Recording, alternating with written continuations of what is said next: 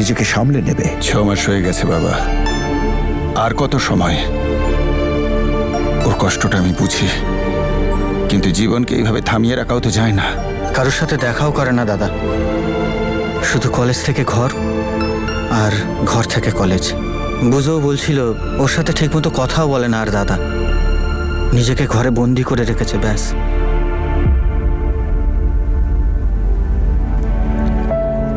কি হয়েছে দাদা? আবার সেই স্বপ্নটা দেখেছো? 6 মাস হয়ে গেল, বৌদি আমাদের ছেড়ে চলে গেছে। আর কতদিন এভাবে বৌদির কথা ভেবে কষ্ট পাবে? আমারও তো বৌদির কথা মনে পড়ে, কিন্তু এবার তো তোমায় শক্ত হতে হবে। আর এটাই বাস্তব, যে চলে যায় সে তো আর কখনো ফিরে আসে না। তোমার বৌদিকে ছাড়া বাঁচা শিখতে হবে। দাদা, এ তুমি কি অবস্থা করেছো গো? হ্যাঁ, না ঠিক করে খাও না ঘুমাও, এভাবে চললে কিন্তু তোমার শরীর খারাপ করবে। যখন জীবনটাই খারাপ হয়ে গেছে তখন নিজের অবস্থা ঠিক করে কি করব? এরকম করে বলো না দাদা। কি করবো মাই, পারছি না রে বাঁচতে ওকে ছাড়া। প্রাণ ছিল আমার, এবার ওকে ছাড়া এই নিথর দেহটাকে নিয়ে কিভাবে বাঁচি?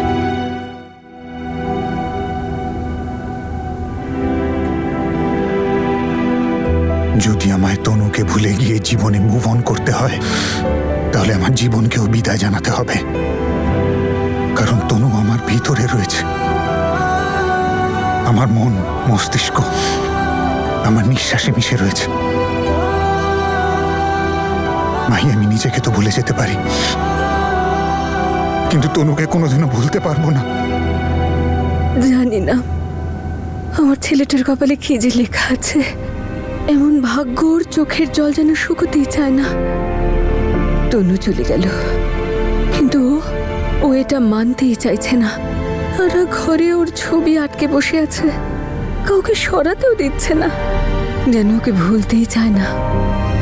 ওই কষ্টেই যেন ও শান্তি খুঁজে পায়। দেখছো তো বৌদি, দাদা নিজের সাথে সাথে সবাইকে কাঁদায়, কারোর কথা শোনে না। মা এত বলা সত্ত্বেও কিচ্ছু খায় না। তুমি দেখো মা কখন থেকে খাওয়ার জন্য ডাকছে, যতক্ষণ না দাদা খাবে মাও খাবে না। যা, তুই যা, আমি আসছি, যা।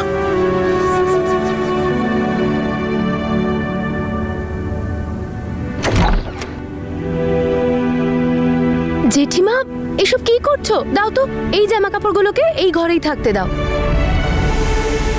দাও আমায়। এগুলোকে নিয়ে তুই কি করবি? জেঠিমা, এই সব কিছু তো আমার দিদির স্মৃতি, তাই না? তুমি প্লিজ এগুলোর মধ্যে কোনো জিনিস এখান থেকে কোনোদিন সরাবে না। জেসমিন, তনু আমাদের সবার প্রিয় ছিল। ওর জিনিসগুলো আগলে রাখলে ও ফিরে আসবে নাকি? যারা উপরওয়ালার কাছে যায় তাদের সব জিনিস গরিবদের দিয়ে দিতে হয়, এটাই একমাত্র উপায় ও স্মৃতিগুলোকে ভোলানোর। প্রায় 6 মাস হয়ে গেল তনু চলে গেছে। কাল পুজো আছে, পুরোহিত মশাই বলেছেন সব জিনিসগুলো গরিবদের দিয়ে দিতে। হয়তো এতেই ওর আত্মা শান্তি পাবে।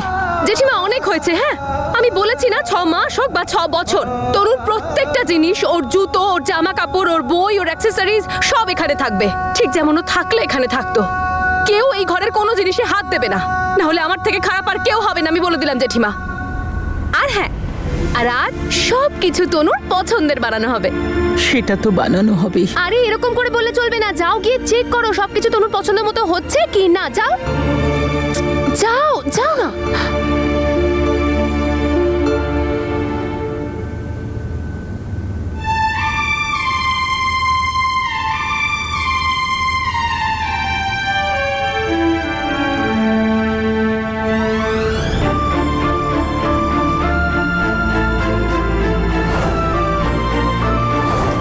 তুই টেনশন করিস না তনু, সবকিছু একদম সেরকমই হবে যেমনটা তুই চাইতিস।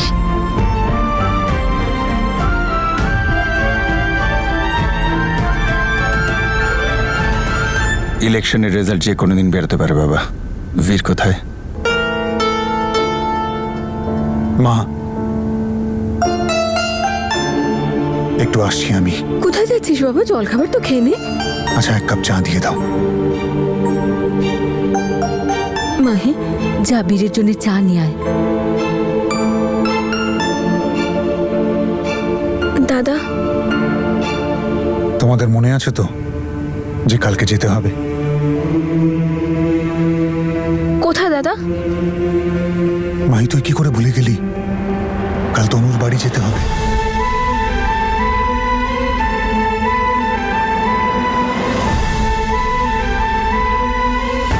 তুমি সব সময় চাইতে না তনু যে দুটো পরিবার যেন এক হয়।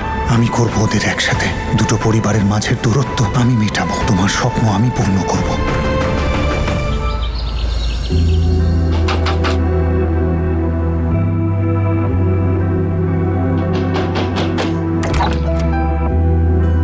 দেখো বাবা, আমি তোমাকে আগেই বলে দিচ্ছি যে আমি এই রুম থেকে তনুর কোনো জিনিস সরাতে দেব না। দেখ জেসমিন, আগামীকাল তনুর চলে যাওয়ার 6 মাস হবে, মঙ্গল অনুষ্ঠান হবে। আর তুই তো ভালো করে জানিস তোর মায়ের শরীরটা মোটেই ঠিক নেই। তোর ব্যবহারে তোর মায়ের কষ্ট আর বাড়াস না। পুরোহিত মশাই বলেছেন সমস্ত চিহ্ন মুছে ফেলতে, আর তাই এটা করতে হচ্ছে। তুই বাধা দিস না। আর এমনিতেও তনু এই ঘরের মধ্যে নেই, এখানে আমাদের হৃদয়ে আছে।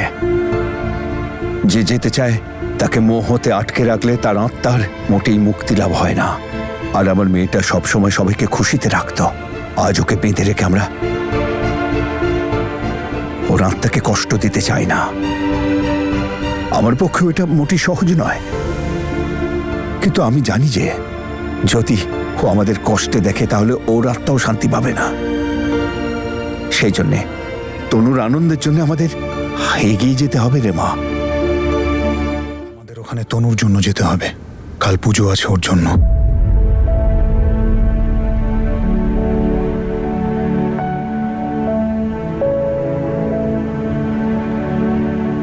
দাদা ঠিকই বলেছে, আমাদের ওখানে যাওয়া উচিত। কিন্তু আমরা ওখানে কিভাবে যাব?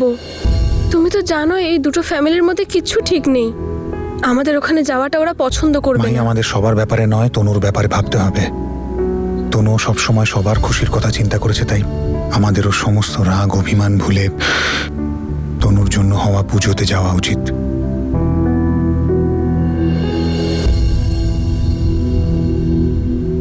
তনু দুটো পরিবারকে এক করতে চেয়েছিল, স্বপ্ন ছিল এটা ওর। তাই ওর জন্য ওখানে আমাদের সবাইকে যেতে হবে। যাবে তো তোমরা সবাই?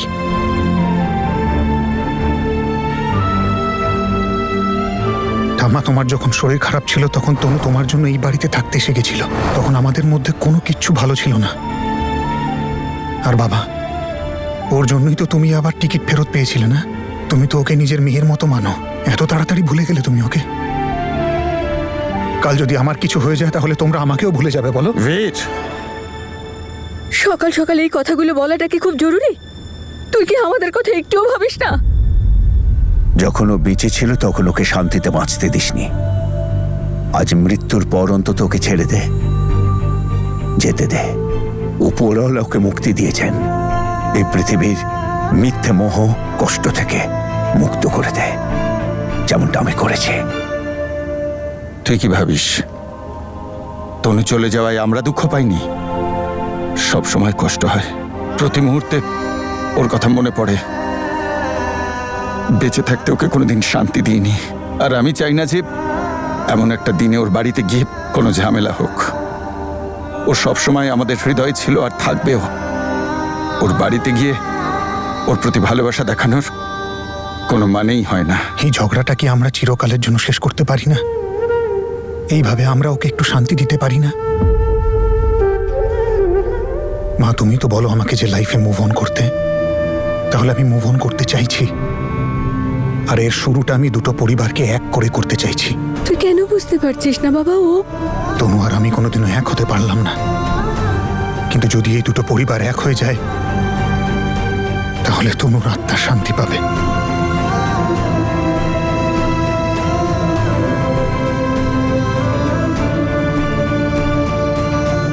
ওর আত্মাকে শান্তি দে, করে দে মুক্ত। বাবা, আমি তনুকে সারা জীবন কষ্ট দিয়েছি, কখনো একটু সুখ দিতে পারিনি ওকে। আর যখন বলার সময় এলো যে আমি কতটা ভালোবাসি ওকে, কতটা খুশি হই ওকে সুখী দেখলে, তখন ও আমাকে ছেড়ে দিয়ে চলে গেল। বাবা আমি কি করে বলতাম তনুকে যে আমি সত্যি ওকে খুব ভালোবাসতাম, ও সব সময় সুখে থাকুক সেটাই চাইতাম। প্রায়শ্চিত্ত করার সুযোগই পেলাম না আমার ভুলের। প্লিজ বাবা, পারলে তুমি আমাকে ক্ষমা করে দিও।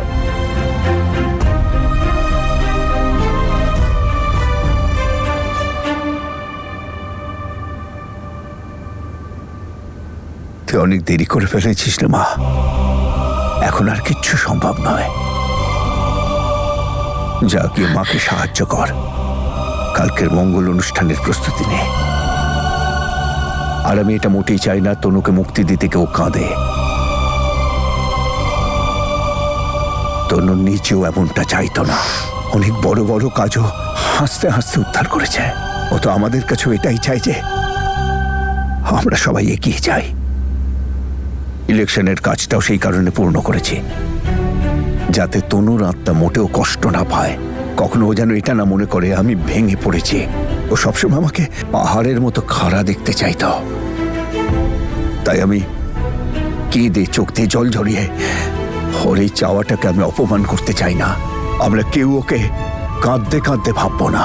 তনুর আর একটা নাম ছিল আনন্দ। আমরা ওকে আনন্দের সঙ্গে মুক্ত করব। চলো সবাই যে যার নিজের কাজে নেমে পড়ো, অনেক কাজ পড়ে রয়েছে কালকের জন্যে। কাকু ঠিক বলছে, ইলেকশনের রেজাল্টও বেরোবে আর কাকুর জেতাটাই আমার বোনের জন্য সঠিক শ্রদ্ধাঞ্জলি হবে। আর এটা শুধুমাত্র জয় নয়, বরং একটা থাপ্পড় হবে ওই লোকগুলোর মুখের উপরে যারা আমার বোনকে এত কষ্ট দিয়েছে, এতটা সমস্যায় ফেলেছে, কতটা অসম্মান করেছে ওকে। আমার তো মনে হয় না যে আর কোনোদিনও দুটো পরিবার এক হতে পারবে।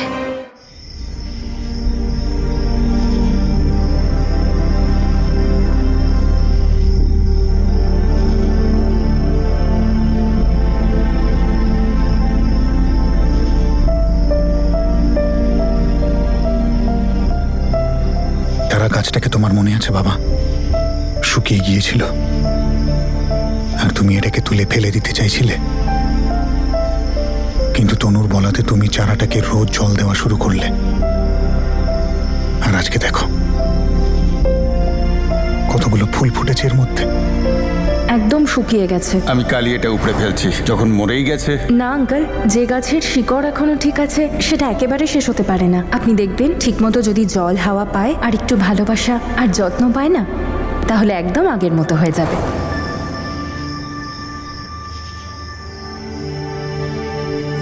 যদি তনুকে তখন বিশ্বাস করতে, তাহলে এখন কেন করছো না? ঠিক বলছে বীর্গ, দুটো পরিবারকে এক করতে গিয়ে নিজেই পৃথিবী ছেড়ে চলে গেল। আমরা কি ওর জন্য এইটুকুও করতে পারি না? আমাদের এই জেদ, ইগো সম্পর্কের থেকেও বড় হয়ে গেল। হ্যাঁ বাবা, তনু এইটা নিশ্চয়ই আমাদের থেকে আশা করেনি। আমরা ওর জন্য চোখের জল তো ঝরাতে পারি, কিন্তু ওর জীবনের সবচেয়ে বড় উইশটা পূরণ করলাম না। ঠিক আছে বাবা, যেটা তোমার ইচ্ছে। তোমরা কেউ যাও না যাও, আমি নিশ্চয়ই যাব।